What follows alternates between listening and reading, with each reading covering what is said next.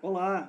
Agora vamos trabalhar o ponto de equilíbrio, mostrando que nós temos três tipos: ponto de equilíbrio contábil, econômico e financeiro. Para demonstrar isso, então, vamos pegar os dados dessa empresa para que a gente possa trabalhar de forma prática esses três tipos de pontos de equilíbrio. Vamos imaginar a empresa apresente os seguintes dados: custo variável R$ 6,00 por unidade, custo fixo 40 mil ao ano, preço do produto R$ 8,00. A empresa possui um patrimônio líquido de R$ 100 mil, do qual ela espera um retorno, ou seja, um lucro de 10% sobre esse patrimônio. Logo, o lucro que a empresa espera é de R$ 10 mil ao ano. E que dentro desse custo fixo de 40, ali dentro nós temos a depreciação dos equipamentos e instalações da empresa, que é um valor de depreciação de 80 mil, que é um custo e despesa fixa, né, de 8 mil de depreciação. Muito bem, com esses dados, passamos então a trabalhar ponto de equilíbrio contábil, econômico e financeiro. Bom, quando se fala em ponto de equilíbrio operacional ou contábil, nós estamos falando naquela fórmula simples do ponto de equilíbrio que nós deduzimos no primeiro vídeo. Então, com os dados da nossa empresa, a gente poderia então fazer o seguinte cálculo. Olha só, ponto de equilíbrio contábil seria 40 mil, que é o custo fixo, dividido pelo preço de venda, que é 8, menos o variável, que é 6. 40, 8 menos 6, vai dar 20 mil unidades por ano. Ora, por que chamamos isso de ponto de equilíbrio operacional ou contábil? Porque essa empresa, quando produzir e vender 20 mil unidades, ela estará no ponto de equilíbrio contábil, ou seja, uma demonstração de resultado do exercício zerada. Olha só o exemplo então aqui embaixo. Receita total, R$ 8,00 ao preço de venda, vezes 20 mil unidades, daria uma receita de 160 mil. O custo total seria o fixo de 40 e o variável, que seria 6 por unidade, vezes as 20 mil unidades que nós achamos no ponto de equilíbrio. 40 de fixo mais 120 reais, 120 mil de variável, dá 160 mil de custo total. Receita 160, custo total 160, ponto de equilíbrio contábil. Demonstração de resultado de exercício zerada. Porém, quando a gente acha o ponto de equilíbrio contábil, a gente pode então dizer o seguinte, que o resultado contábil nulo significa que, economicamente, a empresa está perdendo pelo menos juros sobre o capital próprio investido. Ou seja, ninguém aplica dinheiro num negócio, abre uma clínica, um hospital, uma enfermaria, sem esperar um retorno daquele investimento que foi feito. Então, a gente está chamando aqui de custo de oportunidade o lucro esperado sobre o capital aplicado. Então, para calcular o ponto de equilíbrio contábil, a fórmula que vamos trabalhar é os gastos ou custos fixos mais o custo de oportunidade, que seria o lucro esperado, dividido pelo preço de venda menos o variável. Então, o preço de venda menos variável é a nossa margem de contribuição do produto, e aí eu preciso ver quantos produtos gerando essa margem de contribuição eu preciso para pagar tanto o fixo quanto o lucro que o sócio quer. No nosso exemplo, aplicando então essa fórmula no nosso exemplo, nós teríamos o seguinte: a empresa possui um custo de oportunidade, ou seja, um lucro esperado de 10 mil, aplicando então essa fórmula que acabamos de ver do ponto de equilíbrio econômico, ficaria assim, ponto de equilíbrio econômico, 40 mil de fixo, mais 10 mil, que é o lucro, ou seja, o custo de oportunidade esperado pela empresa, dividido pelo preço de venda, que é 8, menos o variável, que é 6.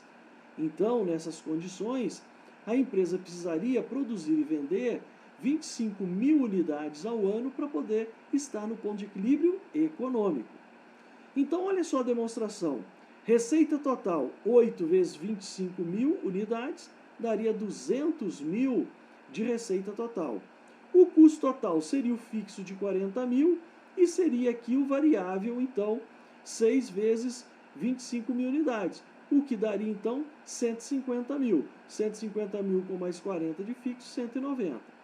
200 de receita menos 190 de custo total, sobra exatamente o custo de oportunidade. Bom, então esse seria o ponto de equilíbrio econômico. Podemos dizer então que para essa empresa, uma produção e venda entre 20 mil unidades, que é o nosso ponto de equilíbrio contábil, e 25 mil unidades, que é o nosso ponto de equilíbrio econômico, a empresa começa a ter lucro contábil, porém não atinge ainda o lucro econômico, permanecendo ainda com prejuízo econômico, porque não conseguiria remunerar adequadamente o capital do sócio. Então vimos ponto de equilíbrio contábil e ponto de equilíbrio econômico. Vamos agora para o terceiro tipo de ponto de equilíbrio, que seria o ponto de equilíbrio financeiro. A lógica do ponto de equilíbrio financeiro é a gente entender que qual que seria a quantidade de produtos que eu precisaria produzir e vender para não faltar dinheiro no caixa da empresa, para cobrir todas as necessidades de caixa do período. Então, a gente sabe que dentro dos custos fixos, nós temos alguns gastos ou custos fixos que são não financeiros, ou seja, eles são contabilizados contabilmente como um custo fixo, porém eu não tenho a obrigatoriedade de pagar ele. Então está aqui exemplo de alguns gastos não financeiros. A depreciação é o clássico do gasto não financeiro, porque a depreciação é o desgaste e obsolescência dos equipamentos e instalações da empresa, da instituição. Porém, no momento em que eu contabilizo a depreciação, eu não preciso pagar, porque os investimentos já foram feitos lá atrás. Então, o gasto chamado de depreciação seria, quando eu lanço ele como um custo ou despesa do período, é para recuperar um investimento feito. Outro tipo de gasto não financeiro seria os juros apropriados e não pagos. Exemplo, eu pego um financiamento de longo prazo, o financiamento tem juros. Mas se eu peguei ele de longo prazo, eu tenho que mensalmente contabilizar essa despesa financeira fixa, que é os juros, do dinheiro que eu tomei e estou usando mês após mês, mas que ainda não estou pagando, porque peguei para longo prazo, para pagar no longo prazo. Outro exemplo de gasto não financeiro seria um dozeavos de 13º. Mensalmente a gente contabiliza essa despesa com o pessoal, que é um dozeavos de 13º. Porém, eu não pago no mês, só vou pagar quando? Lá em dezembro. Então, mensalmente, ele é um custo da folha de pagamento no mês, porém, só vou pagar no final do mês. Então, para calcular o ponto de equilíbrio financeiro, eu precisaria pegar a relação dos gastos fixos e analisar qual deles se representam gastos que não impactam caixa, seriam os gastos não financeiros. No nosso exemplo, da nossa empresa, o nosso gasto não financeiro que nós tínhamos era a depreciação no valor de R$8.000. Então, utilizando a fórmula, como nós vimos, nós vamos pegar todos os gastos fixos, que é o 40 mil, deles subtrair o gasto não financeiro, que é 8.000, e dividir pelo preço de venda menos o variável.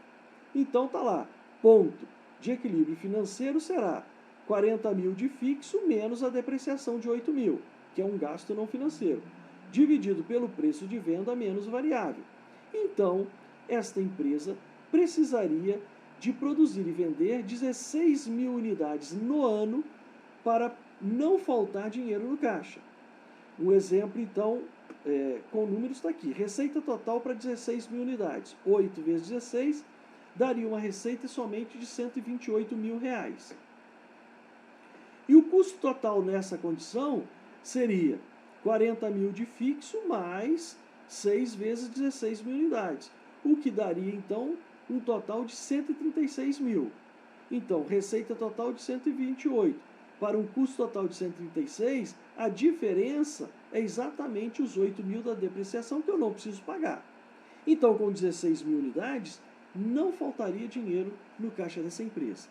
Então, como vimos, nos 3 pontos de equilíbrio, nós temos o ponto de equilíbrio contábil, que nessa empresa seria 20.000 unidades.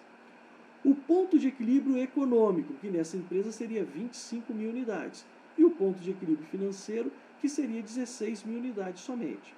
Esses 3 tipos de ponto de equilíbrio são importantíssimos para a tomada de decisão, para que você possa analisar se vai faltar dinheiro no caixa, se não vai, qual o volume de produção e venda que atinge o ponto de equilíbrio contábil, qual que é o volume de produção e venda que precisa para gerar recurso, inclusive para remunerar o capital do sócio, ou seja, o lucro esperado pelo sócio.